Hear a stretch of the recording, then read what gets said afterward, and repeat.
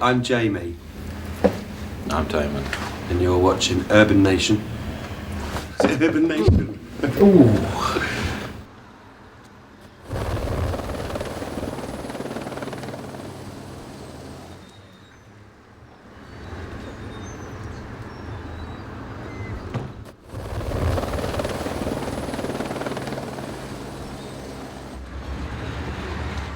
First time we met, A long time ago. I had to do an interview with Blur for a magazine I was working for. I didn't turn up. You did turn up, but you Did were just I? rude. And you went outside because you saw some skinheads. And that was the last Well, I I saw just of thought it you. was very juvenile and didn't really want to be involved in it. And that was where we met. We didn't like each other. And then we didn't like each other for a very long time. In fact, hated each other for about 8 years. And then for some reason, we ended up living together. God knows how. It's a very bizarre twist of fate, that one. We spent a year living together and sort of enjoying ourselves and mucking about. And I think Gorillaz is what came out of it at the end of the year. There wasn't a sort of a one day where we said, oh. It was sort of lots of things had to happen first. And then Gorillaz was sort of born through that and through other people as well, not just us. No, I mean, it's very much a... There's lots of secret talents hidden in Gorillaz who, bless them, don't really give a damn about being seen. I suppose the first person that started working on it outside of the band and myself was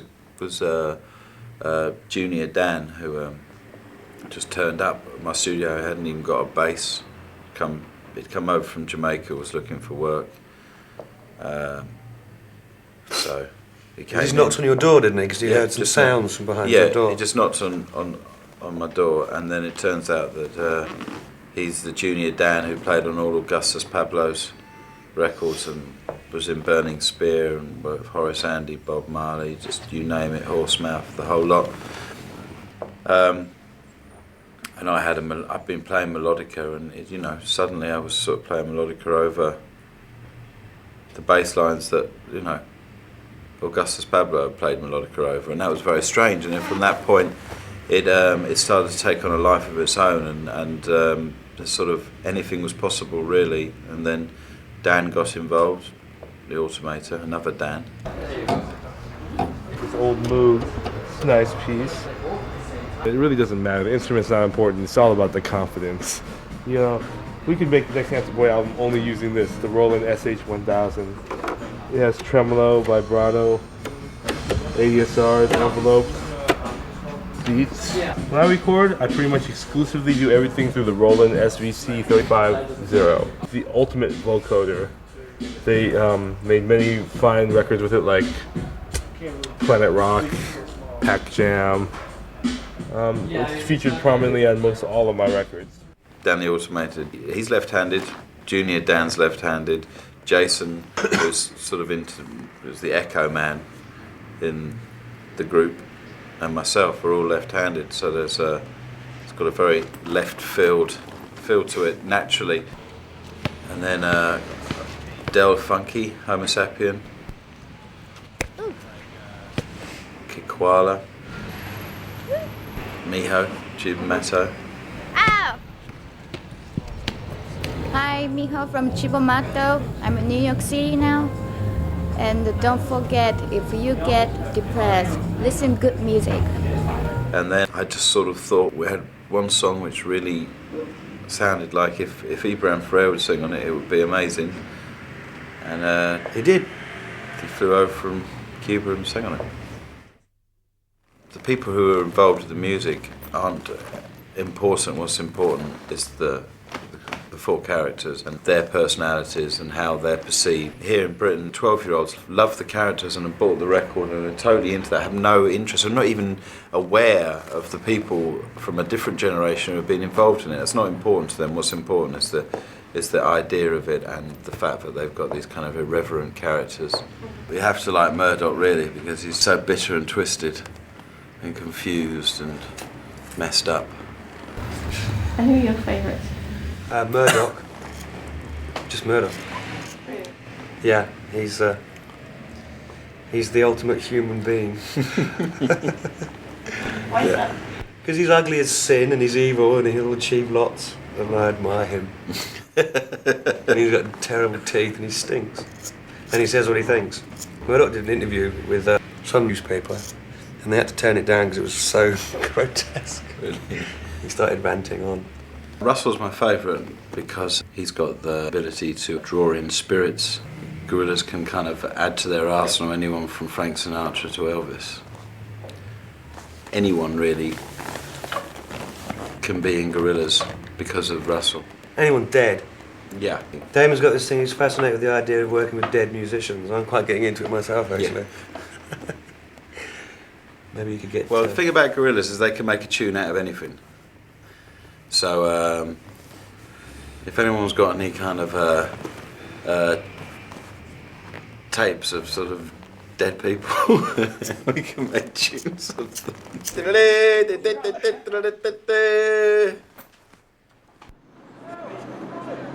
We'd done one live gig, but it was very much a sort of it was a test. Because the one thing we haven't got our heads around is how Gorillaz play live. But we did one in the Scala. Are you with me out there, London? You smell me? Gorillaz in the house. Unfortunately, my dear departed friend Dale could not be here tonight. I thought it went really well. Yeah, but we learned a lot from it. I mean, it was a very public experiment, really. And it was the first time the whole thing had been put together in that way. It was very enjoyable, but not. It's not complete yet. Every little bit of it, you can't help but analyse, and you can't help react to how you felt emotionally. And I think it was obvious how much better it could get. Yeah. And that's all we're doing at the moment. We're just going to make it better. So the next time it will be really like mind blowing. The main thing was the sort of visual side of it, because the band sounded great. But, you know, putting up visuals with a live band's a tricky thing to do. We had like a set done that some of it was great and some of it didn't quite work. So we know what to change. And we know, sort of after sitting there watching people looking at this giant screen, listening to this band, we sort of figured out how to make it work better. If we get a lot of money together, we'll be able to sort of put on a really fantastic live show. So each one will get better. So eventually you'll go and see something that is quite entertaining. But the whole point of Gorillaz is really it's a culture. It's growing, and it doesn't. It's not right yet necessarily. It doesn't want to ever be right. It doesn't want to be complete. It wants to always have possibilities.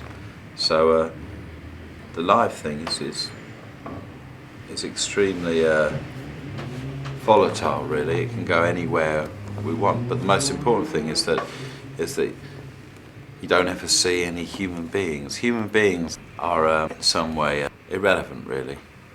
Before you knew Jamie, what do you think the effect was? My life was just a desert.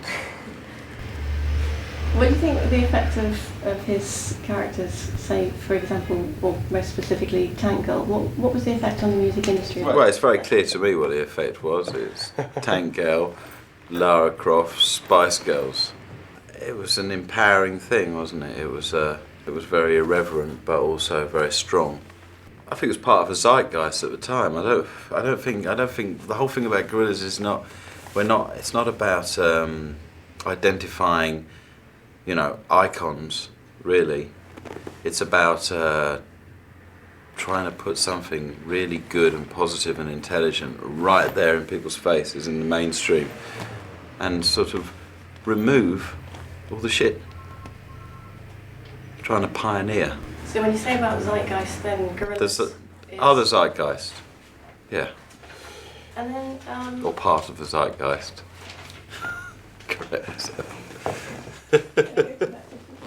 We've sort of found that since this has all started that we're building up a really big audience of sort of 12, 13-year-old kids. And to be honest with you, I personally would much rather have an audience like that than the sort of grown-ups. There's been such a dumbing down in this country, particularly over the last 10 years, and I just think it kind of people just really underestimate the sort of imagination and the integrity of young people. Back in the sort of late 70s, early 80s, I think Britain was very up there. But I think I don't think there's a lot of great stuff going on in this country at the moment. We've got some good animators, I think. I don't know. No, America is the place, I think. All the new Hanna-Barbera stuff's very good. Well, I mean, you just have to look at The Simpsons, and you've got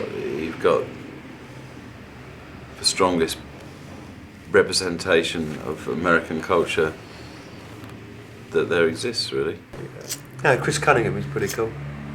I know Chris. I used to draw comics for the same magazine I did, and he's sort of someone who sort of started off as a comic artist and then twisted himself into something else, which is sort of what I've done as well. So I like his stuff. He's sick.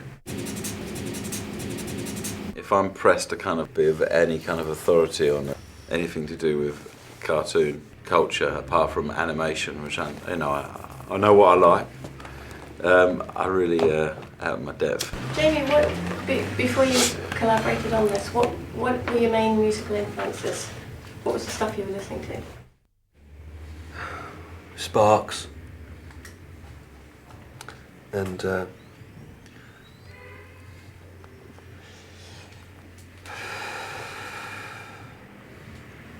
Sparks.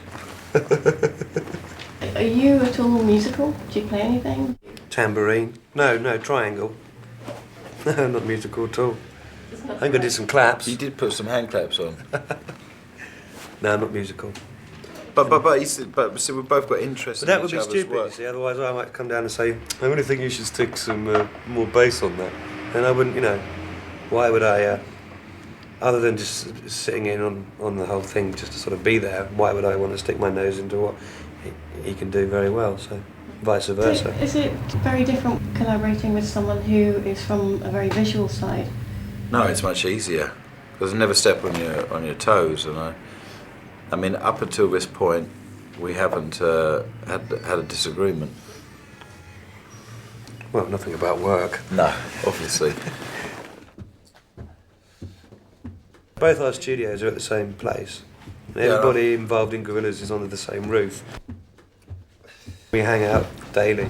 When once somebody does something, then the other side wants to balance it with something that's equally or sympathetic to it. So it's got a real energy to it, natural energy to itself. Because and everyone who's involved is off. very creative, and quite a few young people who are very creative and at a point in their lives when they're dying to do something good. So we're sort of past that point, but we've got a lot of young sort of feisty people on board. I'm still dying to do something good.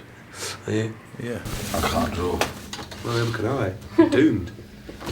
You've moved into doing all the stuff like the video directing, the website for the Gorillaz. Well, I'm in a band now. Yeah. Next year I might become a sports personality. On the video, could you tell us a bit about the video and about the storyline? Well, the video, we had a chat with the rest of the band about what they wanted to put in the video, and Murdoch wanted to have loads of girls dancing around him, and 2D wanted to do something with zombies, because he's obsessed with zombies. So we got loads of zombie films, sat and watched them all, and somebody dropped off a copy of Michael Jackson's Thriller, and then it just came together like that. It had absolutely nothing to do with the song whatsoever, but it really works. So, I didn't sort of sit there and think, now what's this song about? Because there was no point. So I did something that was just visually quite nice, and I think it worked. Where would Gorillaz go in London? Well, there's a few places I know of that they'd go. They'd probably go to Supra on Lancaster Road, off Portobello Road, which is sort of a clothing shop owned by this really tall bloke. But it's more than a it's owned by a 70 foot ex greengrocer Called Lethal Chris.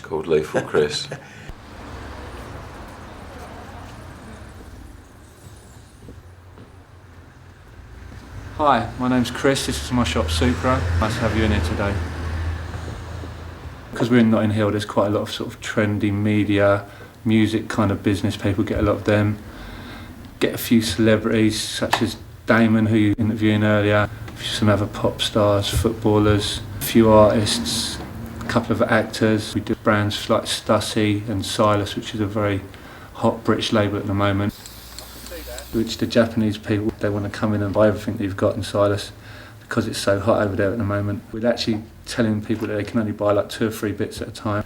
We're getting people calling up and offering our staff bribes so that they'll keep certain shoes aside for them and stuff like that. They're offering quite large amounts of money. Most of our clothes in this shop is very famous among young Japanese boys. The Gorillaz merchandising is going to include stuff like action figures of the characters and the cars and the stuff, all this sort of crazy stuff that Jamie draws and everything that comes out of his imagination. They're planning to do like a clothing range and some merchandising as in like action figures of the sort of characters, and hoping to build up quite a large thing around that, including like the little accessories that go with it, maybe even taking it into as far as doing sweets and collector's cards and stuff like that. So do you think that a concept of a virtual band could be applied to anyone? No, it's not a concept. bandwagon, this one, is it? No, not really. There won't be any other... The whole point of it, really, if you want to talk about concepts, is that our culture is dying. We're very worried about our culture. It's because there's nothing interesting going on. Worried about things like the uniformity of image and the way that it's become acceptable to manufacture everything about a person and then sell it to people as though that is the ideal. I can sort of see the really sinister side of, say, hearsay bands like that. They're sort of like chickens for the slaughter, aren't they? They're going to be taken on a really hellish ride. And it's all they're kind of sort of, they all feed off each other. You have these cynical manipulators who are tied into the corporations. The tabloids are tied into both, in the sense that they promote and destroy all of these manufactured products. And everyone's happy about that because once you've bought something up and destroyed it, then you can do it again. And there's everything's linked in a really horrible way, and it just all chugs along. It's unless like you're part of it, you're not part of it. It's like that. It's like the thing that McDonald's hamburgers are made in six slaughterhouses or something in the middle of the United States. So one hamburger can have the meat of like 10,000 cows in it. And it's a bit like that with everything, you know. So we just wanted to create something where we started with image and music and ideas, where people were protected from all of that, and that these kind of, these super powerful animated characters can take all the crap. And you can't touch them. You cannot touch an animated character. You can't hurt them. And there's nothing more hateful than being slagged off by an animated character as well. So we're going to have so much fun. Yeah, exactly. I mean, all that bollocks. At the end of the day, it's about us having a laugh, really enjoying ourselves. But what if it was taken up and like they brought back Nirvana as the animated? Well, it wouldn't work, would it? Because they've already been Nirvana. They can't tour anymore, so they've already done Nirvana, the real band. It's not going to work. It's not going to work. You have to have had the balls to do it from the beginning. Think about it. You know, Bugs Bunny's been around 50 years, and I still love him. Look at what's his name? Cliff Richards. He's been around 50 years, and I hate him. So what's in such an easy target? Well, I know, but that's all I can think of. What's the future of Gorillaz then? Future is endless possibilities, really. Was that nice? The thing about Gorillaz is that, you know, if we make a lot of money, we just get better. Money will not destroy us. So will it be like the film? Well, it is. Yeah, there's all possibilities. I mean, the second album's already very much the film, the happening. 24-hour global TV channel, totally zombifying everybody with our mindless drivel. And we've just got to fill them out. Decide which ones we want to do. And we're not going to do anything just for the sake of it. We only do it if there's a very good idea behind it. But I think, you know, we've got good foundations to build on. And as anyone who knows, having a good idea doesn't come every day. Unless you know the secret.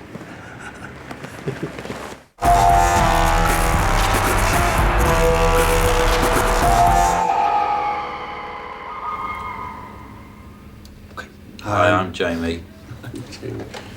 Again. Hi, I'm Jamie.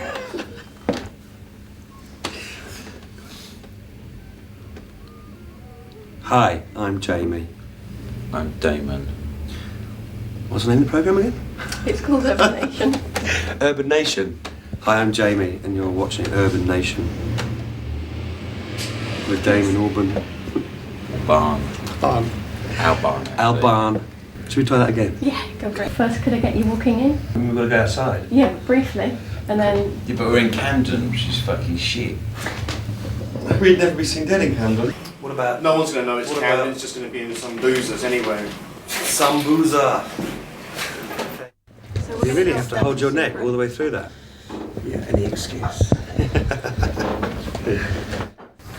And that's my picture. It's a test tube. That's all I can draw. Well, thanks very much for doing that. I'll do another one of them.